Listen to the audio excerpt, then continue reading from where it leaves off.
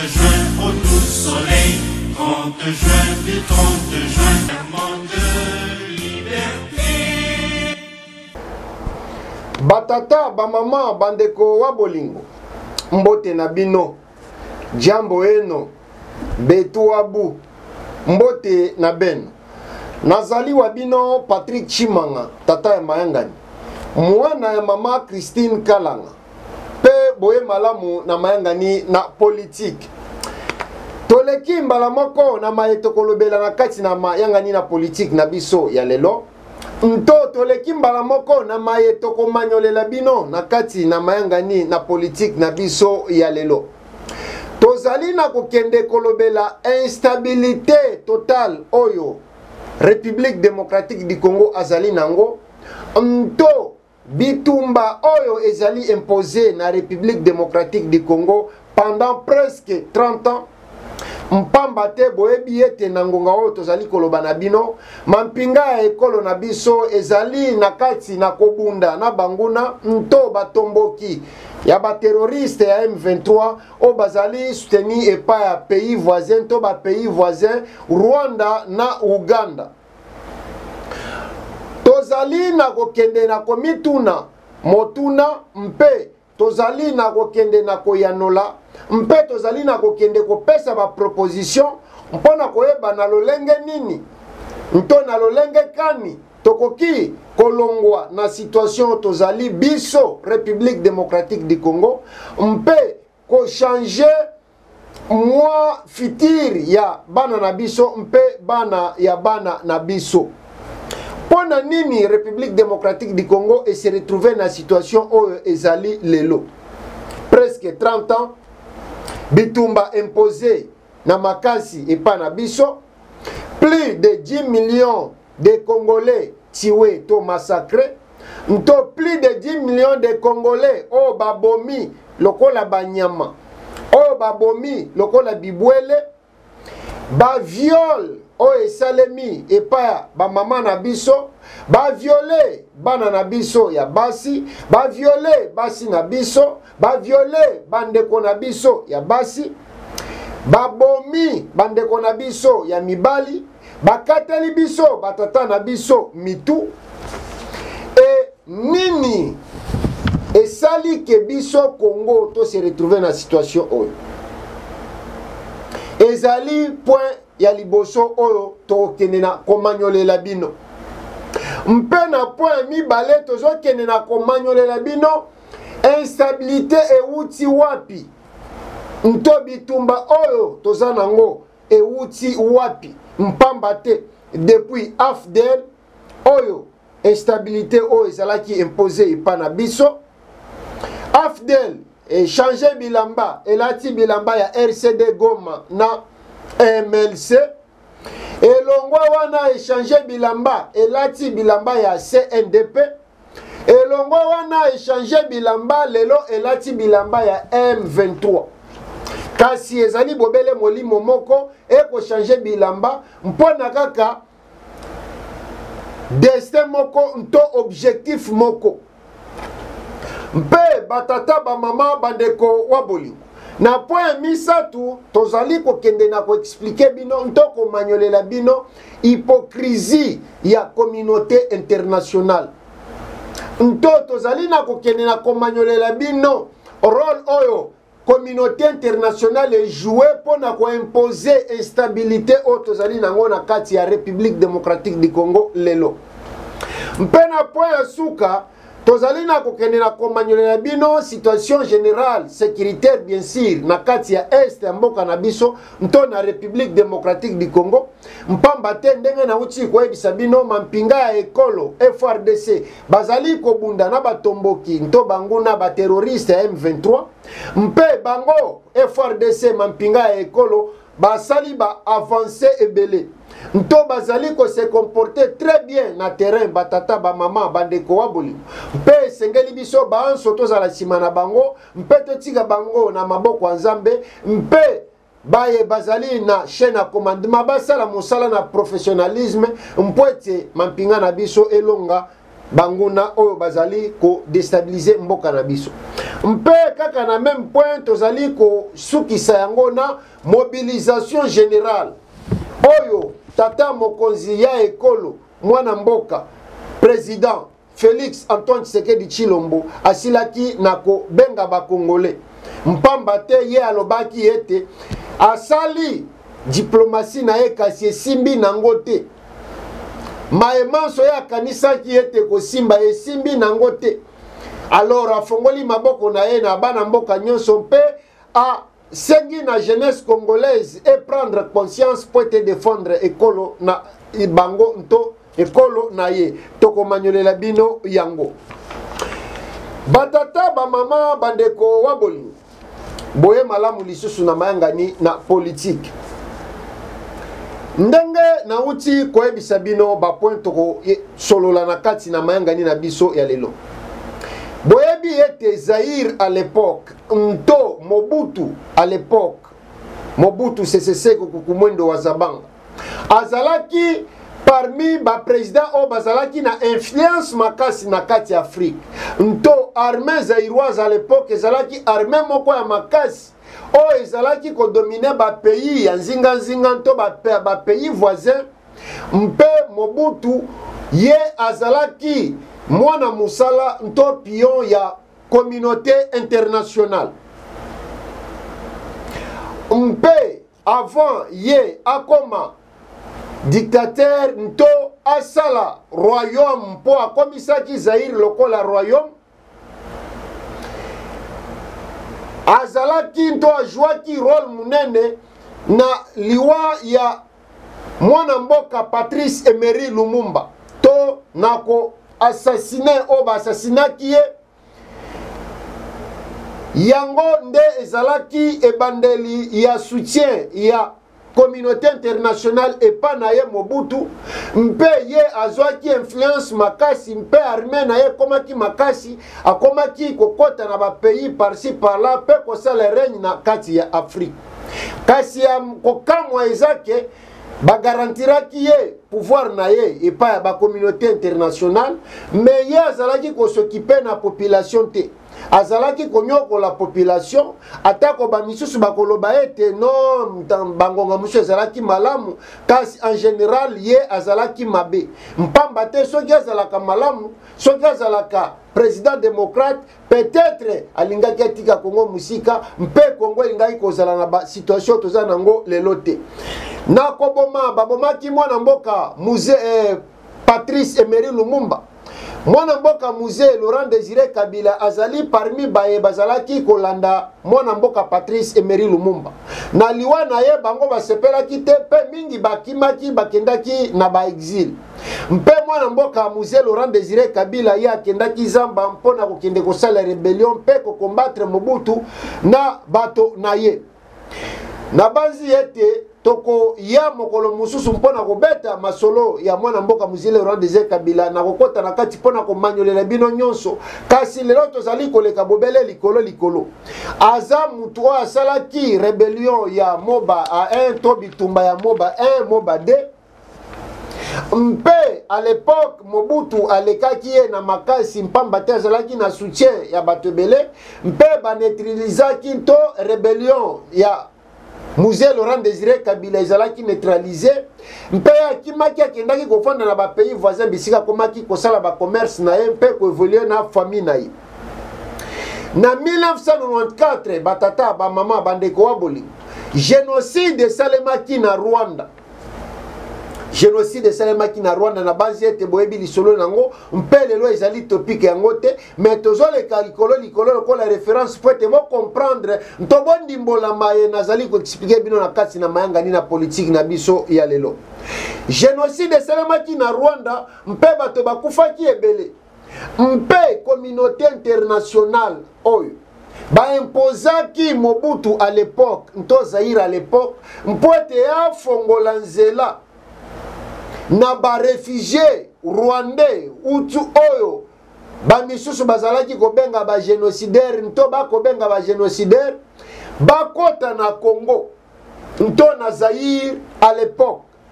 mpe bango bakotaki ebele mpenza, mpe bakotaki na manduki na bibundeli nyonso o bango bazalaki na yango. Na sima na bango kokima na Rwanda koya na Congo, Kagame, Paul Kagame na rebellion na ye bazwaki pouvoir na Kigali na Rwanda. Mpe bango na sima ya kozwa pouvoir, ide na bango ya liboso ezalaki ba déstabiliser Zaïre. Ye Kagame na Rwanda na Uganda na Museveni na ba pays mususu bavandaki liboke balobi ete non ndenge eza boye esengeli to déstabiliser grand pays oyo pe esengeli to bengana Mobutu na pouvoir mpamba te bango basi batimbelaki ete Mobutu azalaki ya kolemba mpe armée na ye ekomaki mpenza ya kolemba makasi. Mpe na kosangana bango basanganaki bavandi basali AFDEL début ya instabilité oyo tozali na yango. Mpamba te batata ba mama bandeko waboli. Mwana mboka Mzee Laurent Désiré Kabila azalaki na armée te. Mpe ye babengaki ye ayako lata elongi ya mouvement oyo ebandeli nango ye ayebaki te. Ye akanisaki ete bazalaki bato ya malamu, bazalaki na makanisi ya malamu, mpe bango bakosaki ye, nto bazobaki ye. Nakoya ye aye na bango, abengi bango bandeko. Tango bakoti na kati ya Congo, Mobutu akimi. AFDEL tango mwana mboka Mzee Laurent Désiré Kabila akoti na bango na kati ya Congo, bango bazalaki na agenda na bango mususu na sima makanisi. Ezalaki ya kopier République démocratique du Congo, koyiba bomengo nyonso na nkita ya République démocratique du Congo. Tango mwana mboka Mzee Laurent Désiré Kabila atimbeli ete bato bazali bato mabe, bato bazali na bolingo ya mboka na ngate, bato oyo bakosaki ngai bazali bato mabe. Ye ayebisi bango ete bo baninga natondi bino longonya, nto napesi bino longonya mpona koya kosalisa ngai kobengana Mobutu dictateur oyo azalaki kogere mboka lokola royaume to famille na ye. Alors namoni ete bino esengeli bozonga epa na bino.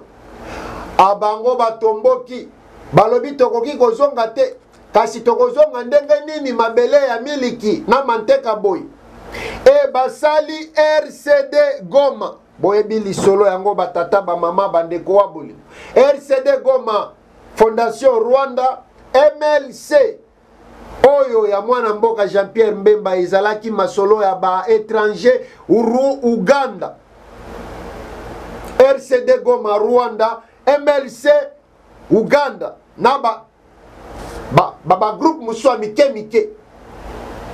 batata ba mama bandeko wa bolingo kaka na objectif na bango moko ya ko déstabiliser Congo, kopier Congo, kokomisa Congo bilanga na bango e kokomisa Congo bisika moko loi ekoki kozala te, pe ekoki kozala te, pe vie humaine ekoki kozala na valeur te. Kaka bango wana balongwa lisusu bilamba, balongwa bilamba RCD Goma na MLC. Ale MLC alati akomi politique mwana mboka bien sûr, mais zalaki masolo ya ba étranger. Et puis RCD Goma akomi CNDP. CNDP ye wana kaka alongoli bilamba ya CNDP alati lelo M23 o tozali na yango. Ezali bobele molimo moko batata ba mama bandeko wa bolingo, kasi ezali ko changer nzoto, ezali ko changer ba bilamba différent. Kasi mabe nto ko kamwa ezali ke au moment où bango ba ko sala makambo nyonso na uti ko expliquer bino, ezali population na biso nde ezali victime, ezali population na ngai nde ezali victime. Peuple congolais a koufi plus de 10 millions de Congolais. Massacré, violé,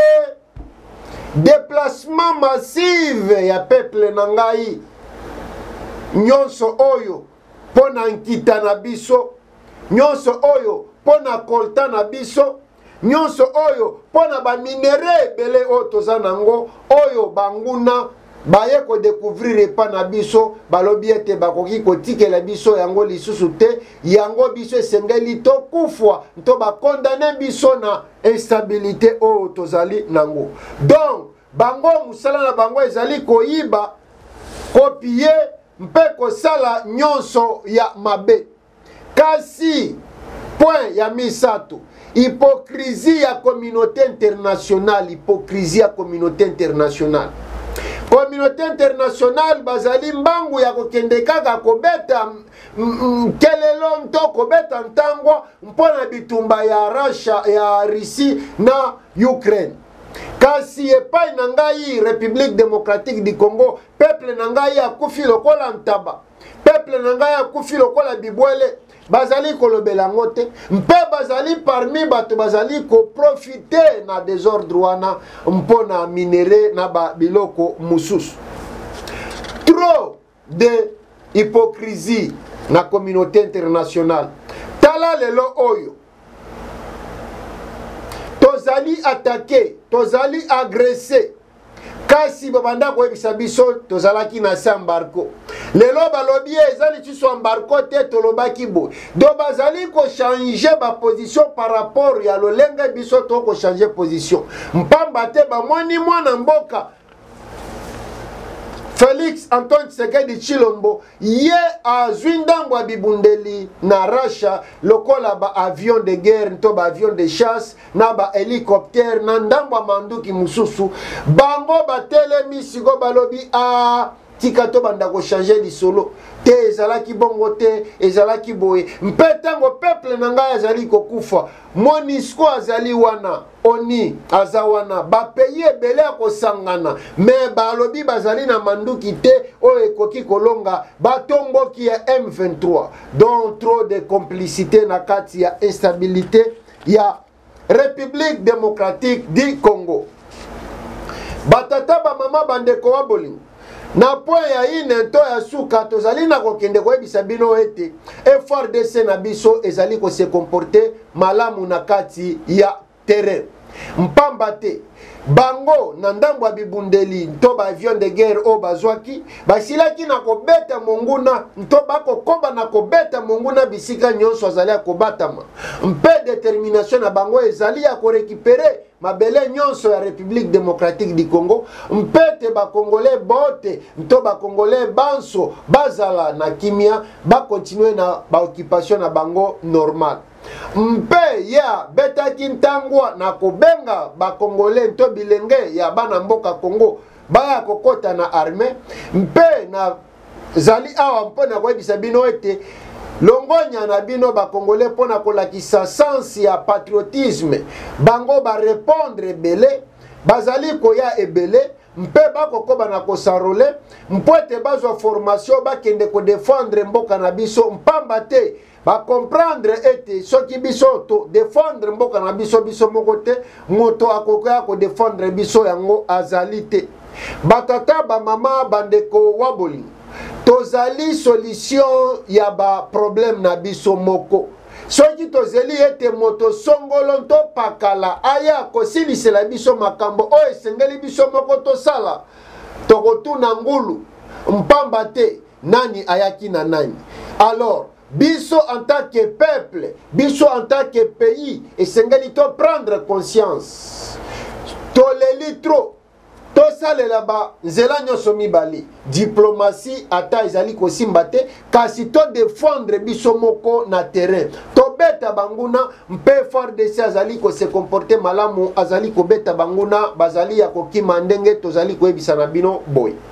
Batata ba mama bandeko wa bolingo. Lelo nako garde bino tamulai te yebisa bino mingi situation ya maezali koleka na kati ya mboka ntondenge FARDC azali ko se comporter na terrain mpe ko meka komanyolela bino kote bitumba euti mpamba te bitumba oyo ndenge na koyoka bemusuba koloba ezali bitumba ya Kabila ezali bitumba Tshisekedi te ezali bitumba munene mpenza tozali na kati ya batu oyo toko benga ba communauté internationale bazali ko tirer profit na ba coltan na ba or na ba diamant o ezali na kati ya Congo po ba développer ba marché na bango kuna mais balingi kozwa ngo na voie normalité balingi kozwa ngo na voie ya mabe ya makila ya koboma na kosalela ba pays voisins lokola Rwanda na Uganda mpona koya ko semer désordre o ezali na kati ya mboka kasi bango bana mboka mampinga ya ekolo bazali ko se comporter malamu na banzi ete tosuki awa mpona lelo nazali wabino Patrick Chimanga tata ya mayangani mwana ya mama Christine Kalang mpe tomona nimbala sima na mayangani na politique si lokola musala ezali kobenga to biso tozali bana misala na bino mosala na ngai lokola journaliste nto mopanzi sango ntoka mona kamba ntoka naona kanasema ezali ya komona mpe koya koloba kolukela bino information komexio to kozala sir ete ezali fiable mpe komemela bino yango komanyolela bino yango natondi bino longo nyampe tomona nimbala sima. Merci beaucoup. Goodbye.